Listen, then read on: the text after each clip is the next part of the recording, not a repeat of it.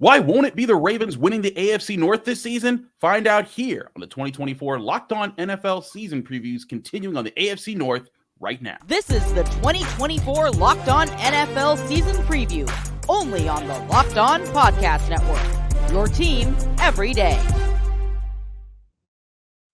Welcome back to the 2024 Locked On NFL season previews. This episode, we are focused on the AFC North. This episode is brought to you by FanDuel. Now through September 22nd, all FanDuel customers can bet $5 and get a 3-week free trial of NFL Sunday Ticket from YouTube and YouTube TV. Visit FanDuel.com/LockedOn to get started. I'm Christopher Carter, host of the Locked On Steelers podcast, and I'm your host for this divisional preview. Joining me are my colleagues from the Locked On Podcast Network, including Kevin Ostreicher of Locked On Ravens, Jake Liskow of Locked On Bengals, and Jeff Lloyd of Locked On Browns. Today, we are going to look at the contenders, what makes a successful season for them, any early host seats, what one thing could derail each of their team seasons, win totals, MVP candidates, and of course, predictions of where each of these teams will finish. Let's start with the end, though. We'll talk about the end of last year. We stick with the reigning division champions. That was the Ravens. So we go to Kevin.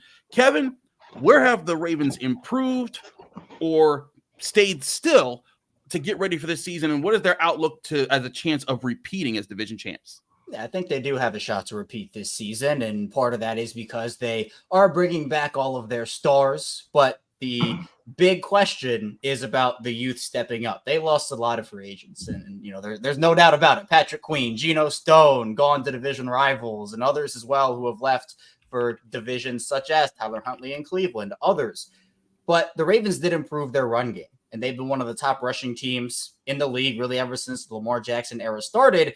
And so people say, well, how can you improve that if they're already the best in the league? Well, Derrick Henry comes in, and obviously Gus Edwards and J.K. Dobbins were good when they were on the field for the Ravens, but Derrick Henry just brings you a whole different element as a running back, underrated speed. We know he's a power guy, and him and Lamar Jackson in the same backfield together, that's going to give opposing defenses nightmares. But the other question mark is on their offensive line. They lose 3 starters, a lot of youth coming in there, so Derrick Henry can't do it all by himself. Obviously, the offensive line has to block. And then on the defensive side of the ball, they're going to rely on a bunch of others as well. So obviously a disappointing end for the Ravens in the AFC Championship game to Kansas City. Felt like that could have been the year, but they're back to the drawing board, and hopefully a division repeats in the cards for them this year. Do you have you predicting them as the number 1 team in the division this year? I am. I think that it'll be close. I could definitely see the Ravens and another team from the division maybe having a tiebreaker scenario. But if I had to pick right now, look, there's no question about the Ravens regular season. It's about the playoffs. They're a solid regular season team. Once we get to the playoffs, we can have a different conversation. But I trust their record in the regular season to say that even though it'll be a harder path for them, I think they still have a good shot, and I'll pick them to repeat this year. I want to switch to Jake from Locked On Bengals. Jake, last year, the Bengals were the division champs coming into the season. They had injuries just derail their season with Joe Burrow, but he's back. He's ready. Is this the year that they take back the division? Well, they have a chance of doing so if Joe Burrow is healthy, and that is a question that we will continue to monitor with the Cincinnati Bengals as the season begins. The offense should be the Cincinnati Bengals offense. Tyler Boyd is out, but a complement of receivers will replace his role as a wide receiver 3 from Andre Yosevich to rookie Jermaine Burton, with contributions from tight end Mike Gesicki in that wide receiver role. We all know Mike Gesicki is really a wide receiver, although I do think he'll line up more in line with the Bengals than he has previously in his career, for better or for worse.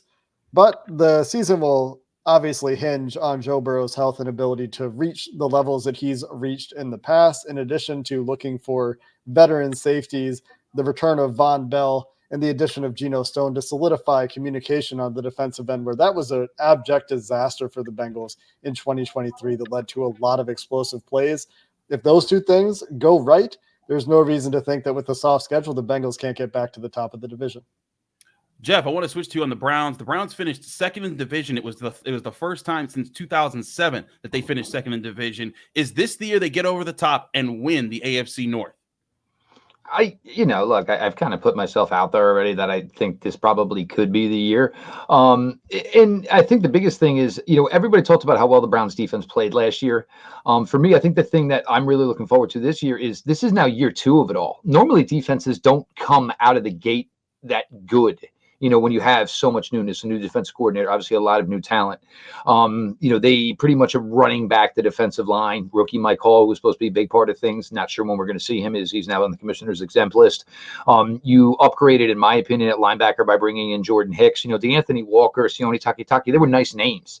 But neither of those guys had the actual football resume of a guy like Jordan Hicks at the linebacker position. Granted, the Browns don't want to play a lot of linebackers anyway. They want to get pass rushers on the field, and they want to get to nickel and dime as quickly as they can. They are legit 3 deep at corner, as we all know. Safety, they are legit 3 deep there. So these teams that move the ball by throwing it a lot, the Browns should be capable of taking care of that. Offense, it seems a little more promising today than it did maybe a week or two ago, where we had no idea when either of the starting tackles, or essentially who even the starting tackles are going to be. For right now, it looks like Jack Conklin is sooner back than Jed Willis. It looks like that Jack Conklin is most likely going to be starting at left tackle. Jed Willis could end up maybe the swing tackle here. They really know what they have in DeJuan Jones, and this also gives the Browns flexibility down the road where they're going to be able to save some money by having a starting tackle under contract for, obviously relatively cheap. The Nick Chubb, we know to this point, we won't see him in September, which is kind of what everybody anticipated. The run game, look, this was it was always going to be a team that went more to Deshaun Watson anyway, due to the fact that the investment that was made in Deshaun monetarily. This was going to become more his offense, one is necessarily Nick Chubb's. Last year, that kind of got force-fed, and then it got force-fed to where it wasn't Nick Chubb or Deshaun Watson's offense. But that's what it comes down to. They're going to just have to be able to score, but I think the defense should be more consistent than they were last year. The defense didn't always travel as well last year on the road as well as they played at home. But look, it's a really, really, really good roster, and it is really deep. When we had these roster breakdown, the cuts today, it was like nothing was really surprising. You kind of knew who the Browns' 53-man roster was going to be probably about 4 or 5 months ago. I hear you on that. Let's go quickly into over-under projections brought to you by FanDuel Sportsbook, the #1 sportsbook in America. We start with the Ravens. Kevin, the Ravens are given 10.5 as their over-under mark. Are they going over or under here? I think they're going over. It's going to be a tougher path. They're playing a first-place schedule. They have a really tough early season schedule, too, where, look, again, with that youth, it'll be a test, and there'll be some growing pains. Zach Orr is the new defensive coordinator, and what a test for him. First-ever game play calling ever at any level is against Kansas City in the NFL opener. So even though it'll be harder, I expect the Ravens to hover around anywhere from 11 to 13 wins. I put them in that 12 range, so I'm going over for Baltimore on that one. Jake, the Bengals have the same mark, 10.5 wins. Do they go over this year? It's such a soft schedule for the Bengals. They benefit from the last place schedule despite finishing at 9-8 last year in those games against New England to start the season and Tennessee later in the season. Both look like pretty advantageous matchups, even if I think Tennessee is improved. On top of that, the division opponents for the entire AFC North don't strike me as terribly threatening this year. Of course, these things can change. But with that soft schedule and a really soft start to the season featuring New England, Washington, and Carolina, we've seen the Bengals dig themselves out of holes to beat this mark. This year, they should start out faster, and I like them to keep it together, pending Joe Burrow's health. But I like the over, and I like it for the Ravens too, Kevin. I like it for the entire division, which I think is shaping up to be quite strong once again. Once again, the AFC North there. Jeff, the Browns at 8.5 after an 11-win season. Are they going over? Smash it. Smash it 8.5. If I think this team is capable of winning, look, I think every team in this division most likely is going to win 9 games. So I think 8.5 is an unjust number probably to any team in this division. The whole division as a whole, even with Joe Burrow, missing all that time, everybody talked about what the pressure was going to be for this division to hold up, because we talked like it was the AFC West the year before. Everybody thought like that division was going to be, but it's a lot of pressure for 4 teams to truly be really good in the same NFL season. And you had that last year. Everybody was above 500, stayed that way. But I mean, if it's only 8.5, obviously I think it's 8.5. There's some teams you're facing earlier in the year that I think you would rather face early than later. Washington being one of those teams, you would rather face them earlier, I think, before they start to find their groove later in the year. But yeah, I mean, 8.5. I have a lot of confidence that 8.5 is an easy number that I would wager to take the over for sure. The Steelers are at 8.5 as well. I'm smashing the over as well on that. The Steelers, as long as Mike Tomlin's been their head coach, have not had a losing season. If they have 8 wins, unless they tied one game, they have a losing season. I think they're at least getting 9 wins, and who knows, they might be even a little bit higher than that, even though they do have a brutal schedule. We'll get into more of that just here because we're just getting started. Coming up, what's the one thing that could derail the success of each season? It's the 2024 Locked On NFL season preview of the AFC North. Passion, drive, and patience, that's what brings home the winning trophy, and it's also what keeps your ride or die alive. eBay Motors has everything you need to maintain your vehicle and level it up to peak performance. From superchargers to roof racks, exhaust kits, LED headlights, and more, whether you're into speed, power, or style, eBay Motors has got you covered. With over 122 million parts for your number one ride or die, you'll always find exactly what you're looking for. And with eBay's Guaranteed Fit, your part is guaranteed to fit your ride every time or your money back. Because with eBay Motors, you're burning rubber, not cash. With all the parts that you need at the prices that you want, it's easy to turn your car into the MVP and bring home that win. Keep your ride or die alive at ebaymotors.com. Eligible items only. Exclusions apply. eBay's Guaranteed Fit only available to U.S. customers.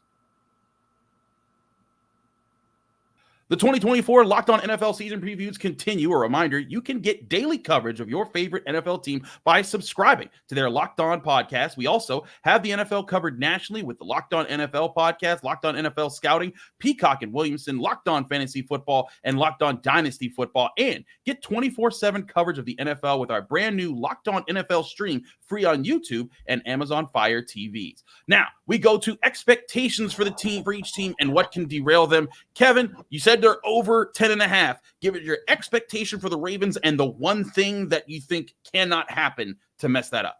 I think this is a team that's going to be competing for a Super Bowl. My expectation for them is to at least get back to the AFC Championship. If not that, the season to me is a disappointment. And obviously there's a lot of talent in not only this division, but the AFC. And it's going to be tough for them to get there because especially with all the quarterback injuries we saw last season, particularly in the division with Joe Burrow, Deshaun Watson, etc., it's not going to be as easy for Baltimore. And to me, the expectation should be that because, again, as I mentioned, we all know the Ravens are a good regular season team, barring injuries, barring health. They are always consistent, especially in this John Harbaugh era.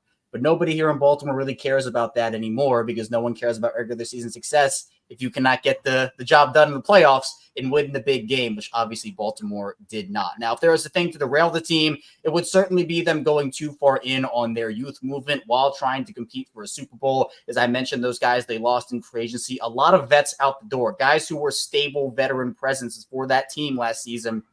Now it's guys like Rashad Bateman stepping into a full-time role who hasn't necessarily proven anything in his 3 seasons. You have rookies starting on the offensive line, second-year guys, other players who haven't proven a lot, replacing players like Kevin Zeitler, who's one of the most steady offensive linemen in this league still as a vet. So to me, I feel like they needed to go some way into this youth movement because it's just the way that these teams with these big quarterbacks on those big deals, that's how they have to go. But their really only big signing of the offseason was Derrick Henry. Again, it's not like they lost Roquan Smith or Kyle Hamilton or anybody like that.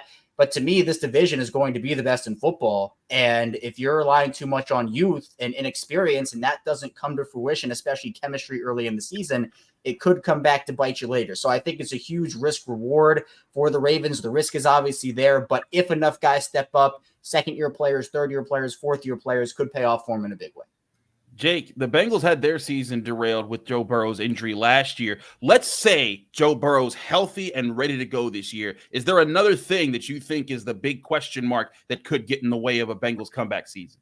Yeah, that's the caveat is the Bengals season hinges on how Joe Burrow's wrist hinges. If he has full range of motion, the ability to grip the ball, then you're not really worried about that. But you're right. If something goes wrong there, well, all bets are off. Outside of Joe Burrow's status, which is the obvious answer, and it's also the correct answer. We don't need to talk too much about it, though, to your point.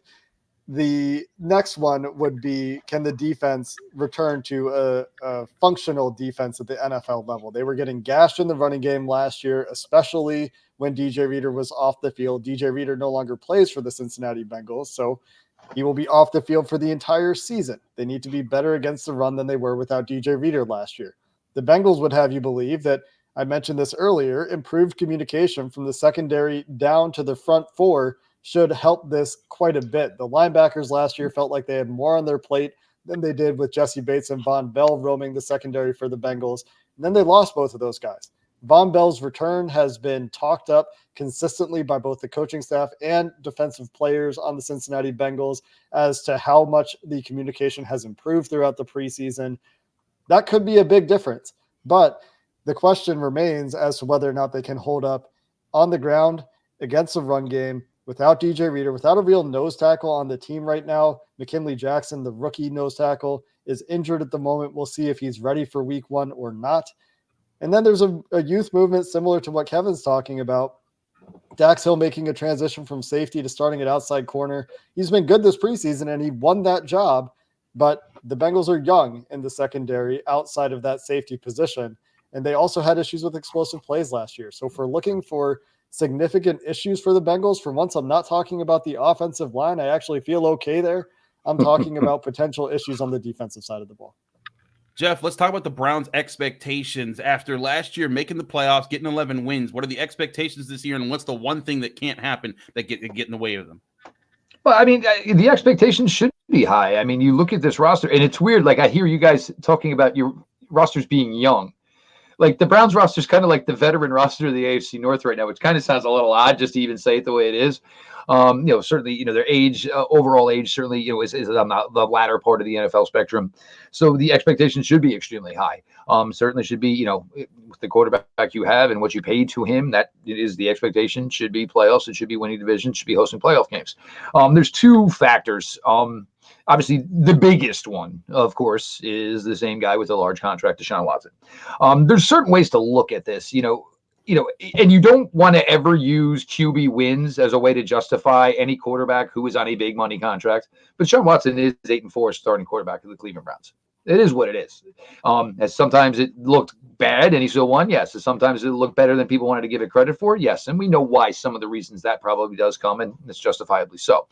But he really just has to take a step up here. Look, they doubled down.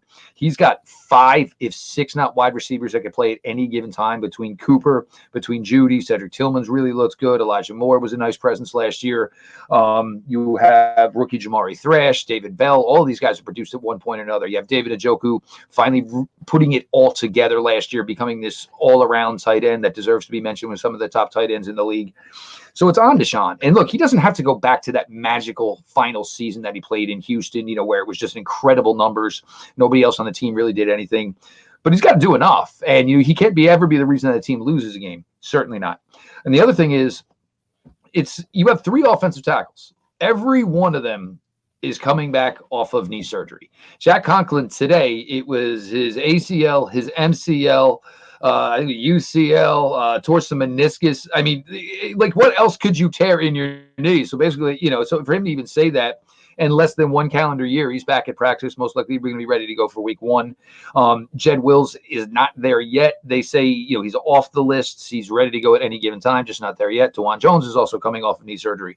And you got to keep in mind, last year was the most poor the Browns offensive line looked during the Barron Stefanski regime. It had always been the absolute staple, and one of the first things you either talked about Myles Garrett or you talked about the Cleveland Browns offensive line. So when Bill Callahan left, it wasn't necessarily that it was, what are you going to do? He's going to go work with his son. But it was also when they were coming off the worst run that they had together as a group of the 4 years they were together. So if it was ever a time to maybe make a change, maybe it was the time. But we got no way of really evaluating that right now. Joe Bitonio doesn't play in the preseason, nor should he. None of the tackles did anything in the preseason. So we have no idea. You have to think there's going to be some sort of learning curve for this offensive line. It doesn't help that you don't have Nick Chubb for a minimum 4 weeks, although Jerome Ford, still gave you 1,200 total yards and 9 touchdowns last year, which, I think a lot of people just sleep on for some reason or another. But that's really where it's going to come down to. It certainly comes down to Deshaun. And if it doesn't go well this year, obviously that's going to create a whole, weird circumstance for this team, which would finally have draft assets and would be able to, get back into the game and try to correct something somewhere if they had to. But it comes down to Deshaun going out there and the Browns finally getting the Deshaun Watson, or at least 85% of Deshaun Watson that they thought they were getting, and this offensive line performing. Maybe not going to be as good as they were in their heyday, but getting back to being, maybe not top 5 anymore, top 10, top 11, somewhere in that range. The Steelers, I think, are in a position where there's expectations for this team to get back to double-digit wins. They had 10 wins last season. The question is, can they do that and get a playoff win? That's what everyone's been desperate to see in Pittsburgh. I think the biggest thing that gets in the way of getting back there, because I do think this team is better as a roster. The thing is, they're playing a much tougher schedule this year. They've got the Eagles. They've got the Chiefs. They've got the Chiefs on Christmas Day. It's going to be nuts. And then, of course, the whole AFC North gauntlet at the end of the season where everyone's playing each other. That's going to be where this division is won. I think the biggest thing that could get in the Steelers' way is what got in their way last year, and it's the injuries on defense. At one point, they were starting basically 2 practice squad linebackers, 2 practice squad safeties. Patrick Peterson was moving to safety at times. they were decimated with injuries last year, and that contributed to a 3-game losing streak, including to the Patriots and Cardinals last year, that derailed what was at that point a decent season. So the Steelers need to stay healthy. The good thing is they have depth on defense this year. They have Nick Herbig at outside linebacker, and Marvin Leal switched out there, and he's been looking fine. So they're not as inept at behind TJ Watt and Alex Highsmith as they have been in past years. So I look at that and I see there's better chances for that. But still, if this is a team that misses TJ Watt for a big chunk of time, misses Micah Fitzpatrick for a big chunk of time, Patrick Queen for a big chunk of time, this could be another year where the Steelers defense isn't living up to the hype. I think the offense is, as much as everyone wants to see it improve, as long as it's just beats the minimum that has been the last few years with Matt Canada, Kenny Pickett, Mitch Trubisky, name a quarterback, I think the Steelers will be happy with what they see on offense from Russell Wilson and company. But with that, we have to talk about MVP candidates real quickly. Kevin, is there any MVP candidate on this roster not named Lamar Jackson? And if not, what's the case for Lamar getting his 3rd MVP? Yeah, I mean, I think that Lamar is your most obvious choice here. I guess as a dark horse, if you're not going to say Lamar Jackson, Kyle Hamilton's obviously a Defensive Player of the Year candidate, but I mean, in a crazy world, maybe he goes out there and wins MVP, not putting any money on it. But I would maybe say him. Maybe Derrick Henry shocks the world. Who knows? But obviously for the Ravens, your MVP candidate is Lamar Jackson. Jake, is it simple enough to say Joe Burrow, or does Jamar Chase or someone else add into that conversation as far as MVP? The MVP is a quarterback award. There are 2 teams in this division that have a player that is likely to win an MVP. We can talk about Defensive Player of the Year candidates, Offensive Player of the Year candidates, Special Teams Player of the Year candidates for some of these teams. There's good specialists in this division. But if we're talking about MVP, we're talking about quarterbacks, and that's obviously Burrow. Absolutely. Jeff, is there an MVP candidate on the Browns? Can Myles Garrett beat what Jake just said? Well, I mean, yeah, there are a couple of teams in this division, Chris, that have had a Defensive Player of the Year on their defense, so they could be maybe mentioned as MVPs. In Mr. Myles Garrett, TJ Watt, of course. I mean, if the Browns are going to go where they go, I mean, if we're talking overall league MVP, I think the Browns will be viewed as a varied team if they are successful. Do I think, that would, we're also talking, 45 touchdowns. I don't think Deshaun Watson's going to throw for 45 touchdowns. I don't think the Browns have any plans of trying to, throw the ball like that much. Not saying they may not or have to, but it's the Browns are probably more of the overall parts become the greater sum. We're not going to mention Deshaun on the level of certainly, Lamar or Joe Burrow. If there was to be an MVP from the AFC North, most likely it would be number 9 or number 8. Yes. I look at the Steelers. I'm not saying Russell Wilson's going to be up in this conversation. I agree with Jake. TJ Watt has led the NFL in sacks in 3 out of the last 4 years, and he's not been in MVP conversations. He has gotten a Defensive Player of the Year once, finished second twice, but in all that doesn't get you MVP. We got a lot more coming your way here with the grueling 18-week schedule. We're going to talk about what we like about the other teams in the division. All that next here on the preview for the 2024 NFL season, focusing on the AFC North. Today's episode is brought to you by FanDuel Sportsbook, the #1 sportsbook in America. And you've heard us talk a lot about FanDuel, America's #1 sportsbook. A reminder, here are the win total predictions for the AFC North. Both the Ravens and the Bengals currently sit with their over-unders at 10.5 wins, while both the Steelers and Browns sit with their over-unders at 8.5 wins. This is a division where all 4 teams last year finished with winning records. So this year, who will go over? Who will go under? Place your bets with FanDuel, America's #1 sportsbook. Also, we have something a little different for you today on America's #1 sportsbook with FanDuel. Now through September 22nd, all FanDuel customers can bet $5 and they'll get a 3-week free trial of NFL Sunday Ticket from YouTube and YouTube TV. Then, with a YouTube TV base plan, you'll be able to watch every regular season Sunday afternoon out of market game. All you need is a Google account and a current form of payment, and you can cancel at any time. Just visit FanDuel.com/lockedon to download America's #1 sportsbook. That's FanDuel.com/lockedon to download America's #1 sportsbook, and that's FanDuel.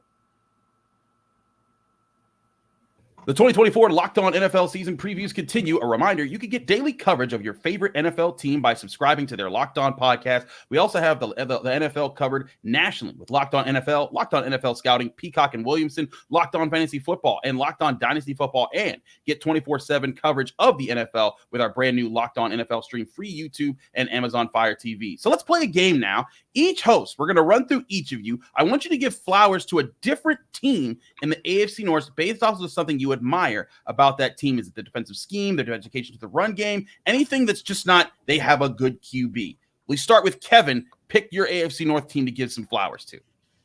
I'm going to go, and I've been very vocal about this, I'm going to go with Cleveland. And I'm going to say, and Jeff, you know this, that I've been the Sean Watson trade, not my favorite. Every other move, for the most part, I've liked what Andrew Berry has done in Cleveland. It seems like they have attacked a certain positional group every offseason. I think the defensive line was a big talking point over there for a couple of seasons. They obviously went all in on that. I think Andrew Berry, while it hasn't necessarily resulted in them winning a Super Bowl, I think it's been a nice change of direction for Cleveland. And again, while the quarterback move wasn't my favorite, I do think that getting in guys at other positions that can help round out this roster. Obviously, they're taking a chance on a guy like Jerry Jeudy and hoping that his career can kind of take off in Cleveland. But I've been very vocal. I think Andrew Berry's done a great job for the most part in Cleveland. And so I know it's hard to give flowers to your division rivals, but I got to give credit where it's due. I think Andrew Berry's done a great job. Jake, if you're giving credit to or flowers to one division team, what do you like about some team in the AFC North? Well, Kevin said it's hard to give praise to your division rivals. You would have to really hold my feet to the fire to get me to say anything nice about the Pittsburgh Steelers. I could if I had to, but I don't want to, so I won't. But I'll echo Kevin's praise for the Cleveland front office, but that's not where I'll focus my time. I just think that Cleveland does a good job of spending money, and they spend money in a way that NFL teams don't. I respect their gumption to go for it and really spend money to make that happen. And I could talk about the defenses for all of these teams, but then I would have to talk about the Pittsburgh Steelers. So let's talk about the Baltimore Ravens and their consistent attempt to make Ravens football win and the ability to do it. And by Ravens football, I'm talking about constructing that offense around Lamar Jackson and running the ball. And they found some receivers for him this year. We'll see if that transforms them a little bit and helps to modernize them under Todd Monken, who I think is a good offensive coordinator. But while I downplay the importance of running back routinely, I maybe can't quite do that when it's Derrick Henry. And so I will give flowers to the pairing of Derrick Henry and Lamar Jackson. If that works out and Derrick Henry still has tread on the tires like we think he does, that could indeed be a significant factor for the AFC North to deal with this year. Jeff, your flowers in the AFC North. I'm assuming people have listened to some of our shows from years past, and that's why they put this segment in. I'll just spread it out. Look, Mike Tomlin is a ridiculously good NFL football coach. There's no way around it. The Bengals, for whatever everybody tries to, and look, we don't know truly what the finances are, but for where they are right now and the roster that they have, and there's going to be some probably moving on from a guy or two, and maybe T. Higgins isn't going to be here any longer, but trying to already cover that up, with the young Princeton kid, with Jermaine Burton, trying to make sure that they can keep this thing going over the next couple of years as, they make a big investment in Jamar Chase, which is rightfully so, trying to keep this thing sustainable. And the Ravens, I kind of actually echo Jake's point, because every year when we talk about this is, well, did they get it right around Lamar? And then every year we would just see Lamar and Mark Andrews light it up all season long, and they overcame whatever they didn't do. Zay Flowers looks like it's finally that guy, where they're going to even get to talking about a second contract to have a wide receiver play with Lamar Jackson. I'm not sure how the Derrick Henry thing is going to work out, because it's money you put to it where they were never paying money to the running back anyway, and they were getting really great production from the running game. So it's interesting, they kind of zagged here where, normally they were zigging, that type of thing. But, everybody's good in this division. So, yeah, it bites our tongue. Nobody wants to talk about it. But there are certainly positives within every franchise in this division currently. That's why this division is where it's at right now. Everyone is good in this division.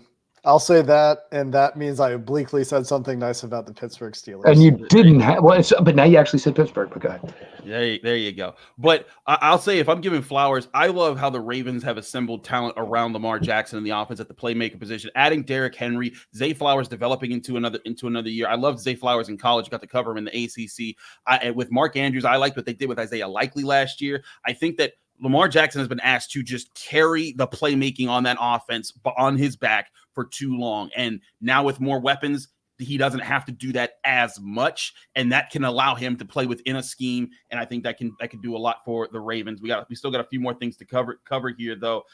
Which rookies make a difference in the season? Give me one rookie that needs to be talked about. Kevin, you start with the Ravens.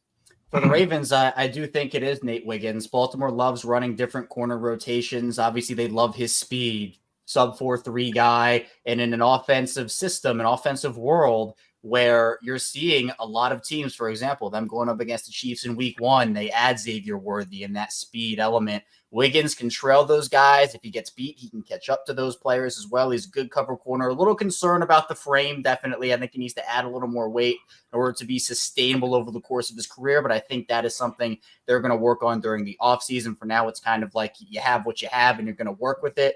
But Wiggins is a player that can slot in with Marlon Humphrey and Brandon Stevens in a really quality 3 cornerback rotation on the outside. He can move some of these guys inside as well while they're waiting for some other corners to heal up. But Nate Wiggins, I expect to have a pretty good rookie season in Baltimore, especially because they invested a high draft pick in him, and Baltimore loves investing in their secondary. They did it again here.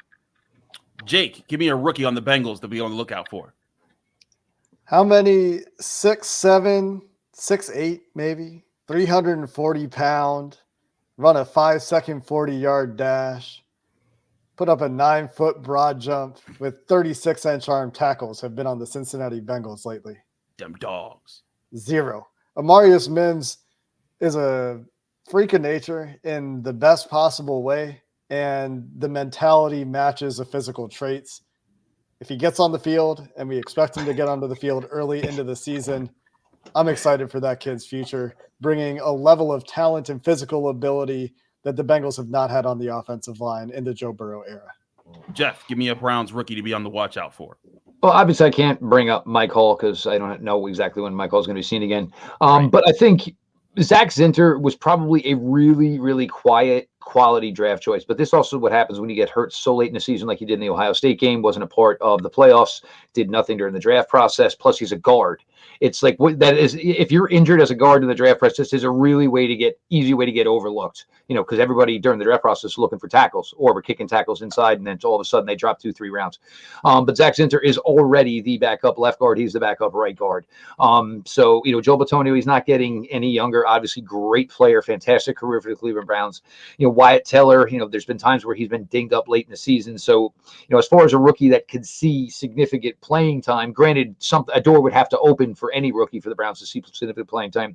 It could be Zach Zinter. But as to the point I was making earlier with DeJuan Jones, as the Browns start spending more money elsewhere, you can start starting to get that offensive line a little bit cheaper where you have DeJuan Jones on a rookie contract. Zach Zinter could be a starting guard for this team full-time as early as 2025. They'll make some money, save some money there. He would definitely be, the one, and it would be key, obviously, because it is protecting, obviously, the overall $236 million investment. The Steelers rookie I'm picking is Zach Frazier, the rookie center out of West Virginia. He's a physical, dominant, leverage-winning center in the middle part of the field. You saw it on their touchdown run in their last preseason game when he opened up a hole for Cordell Patterson to scamper for 31 yards up the middle. He's going to be doing a lot of the things that the Steelers have been missing at the center position, which is a strong, sturdy player at the middle who can handle defensive tackles in the gap, move them out of the way, chip to the second level, use this athleticism. I think Zach Frazier makes a world of difference both for the run game and in pass protection up the middle, where the Steelers have also struggled in recent years. All right, here we go. The big finish here. Real quick, guys. Kevin, give me your breakdown of division. First, second, third, fourth. Where does everyone finish? I think the Ravens and Bengals tie for first, with the Ravens winning with division tiebreaker head-to-head. One of those tiebreakers, I think that Joe Burrow, again, as Jake said, health presumed with this answer. I think that they will tie record-wise. I have them both at around 12 wins, so right in that range. I think that Pittsburgh just needed something at quarterback, and I think Cleveland needed to upgrade. I have those two tied for third with Pittsburgh coming out in the head-to-head, so I have them right around 10 wins each. I think that Cleveland finishes fourth in a just a sliver behind everyone. To me, I mean, it's about believing in Deshaun Watson. I have to see it first to believe it with him. Jake, give me your division finish rankings here as you predict them. I'll take the Bengals on the strength of that last place schedule I mentioned earlier. I'll take the Ravens. I'll take the Browns. I'll take the Steelers because I do not believe in Russell Wilson more than I don't believe. Well, I guess I believe in the Browns defense a little bit more. I don't know. The Steelers and Browns are annoying, indistinguishable teams from one another to me that both have really good defenses and huge question marks at quarterback. Jeff, give me your division rankings and how you see them finishing. I guess defense doesn't matter anymore in the NFL. Well, I think the Cleveland Browns are going to finish one overall. I think the Baltimore Ravens are going to finish second. I think the Bengals are trending right back up to where they were. I think they're probably just going to be just one more offseason away on defensive players. I think that's just going to be the key for the Bengals. It's just, as they're going to lose, T. Higgins and maybe some money there, it's going to be probably getting somebody to solidify that defensive line. So hopefully, when they get to some of these games later in the season, they don't struggle against the runs.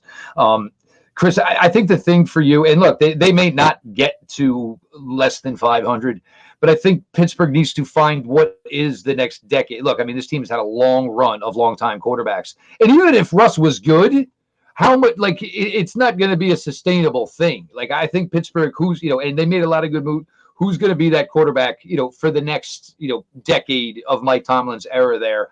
I just, look, the Russ Wilson and, Jeff Fields, I mean, look, they're better names than Kenny Pickett. And I know that's a whole difficult situation for you, obviously. But, I'm not sure if it's, anybody's just going to come in and just wow. And the other thing is, I mean, the passing game outside of Pickens just seems, you definitely have some questions about that. Obviously, that was probably their rumored interest and why they were so desired to. And wait a minute, he still hasn't been traded, Brandon Ayuk. But, maybe just one more, receiver in there as well. So, yeah, it wasn't 2, 3, 4 the way I dropped it. Yeah.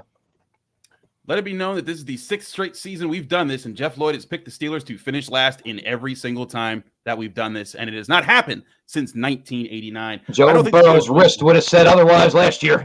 Sure. But anyways, the Steelers aren't finishing in first this year, but I don't think they're finishing in last. In fact, I think they could be finished right around tied for second. I think the Ravens win the division this year. The Steelers and the Bengals battle it out. I think the Browns, like Kevin said, kind of either a game, half a game, tiebreaker right behind the Steelers and the Bengals this year. I think that Russell Wilson, I don't think he's going to be as leaned upon as the other teams are going to need their quarterbacks. This is still going to be a team that wants to run the ball, use play action, be smart, and play great defense. And I think this defense got significantly better with the way that things are looking into the offseason compared to what they were dealing with last season. So I have the Steelers finishing in a tie with second and third. Say that they'll get a tiebreaker over the Bengals to finish second. The Ravens win the division again. The Browns finish last this season. But like everyone's saying, this is going to be the best division in football. It's going to be a tight race down the wire, and it's going to be really fun because we'll get Hard Knocks detailing the whole way through as all the teams play each other in the final 8 weeks of the season, and it's going to be a lot of excitement. Thank you to all of you for joining